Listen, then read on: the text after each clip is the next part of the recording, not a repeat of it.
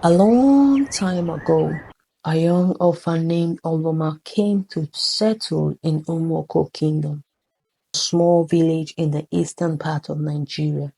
She was unlike anyone else around her. She was always kind and respectful to both young and old in the village. But there was something strange about her. Her eyes held secrets, and her touch seemed to wave enchantment. The villagers whispered about her, calling her a magician, but they never dared to ask about the source of her powers. Oluoma's days were filled with quiet rituals. She would rise before dawn, her bare feet touching the cool earth as she faced the rising sun. With arms outstretched, she would recite ancient prayers, her voice blending with the whistling of the wind and the distant songs of birds. The air around her shimmered, and the dews on the grass turned to tiny diamonds. Her magic was subtle yet potent. When the crops withered, she would walk through the field, her fingers brushing the withered leaves. Within days, the plants will spring back to life, their green shoots reaching for the sky.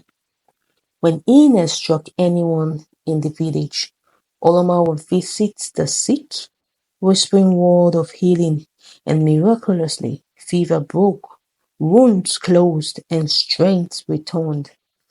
The king of Umoko Kingdom often invite her for advice on issues concerning the kingdom, and even the villagers do bring disputes at sundry times for her settlement.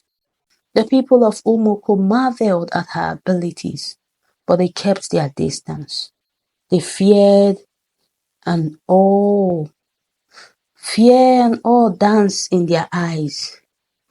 They wondered if Oloma was blessed or cursed. Some said she is from the gods and should be avoided, not to anger the gods. Some believed she communed with spirits, while others thought she had made paths with the gods. One day, as the sun cast a warm glow over the village, a stranger arrived. His name was Oluọma, a wanderer who had heard tales of Oluoma's magic. He carried a bag full of mystical things from his adventures, and his eyes held a hunger for knowledge. Uzoma reached Oluoma's house. His footsteps lit on the red earth. He greeted her and told her how he heard of her powers from a distant community, and that he had come to witness her powers and learn from her. Oloma regarded him with her dark knowing eyes. My magic comes from the words, she replied. The ancient word passed down through generations. They are my guide and my strength. But Uzoma got more confused and asked her, which words? Is it the incantations of the forest, or perhaps the chants of the river priestesses? Oloma smiled and said to him, no, my friend. It is the Holy Bible. The verses within its pages and constant prayers hold the key to my abilities. When I recite them, the world listens. She brought us a book and showed him, and he said, I know the Bible, but I don't know it has powers. She smiled and said to him, I will show you how it works. Uzoma's skepticism melted into curiosity. He sat with Oloma under an udala tree, wanting to know how the Bible works all this magic. And as she opened the Bible, together they read along the Psalms, the Proverbs, and the Gospel of John. Oloma led Uzoma to Christ, and as the word of God flowed from their lips, the air hummed with energy Uzoma felt a warmth seep into his bones, and he knew he was witnessing something extraordinary.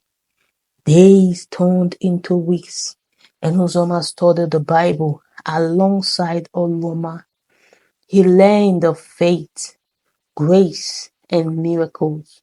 And slowly, he began to understand that Oluoma's magic was not born of darkness but of light. Her powers came from her unwavering belief in God.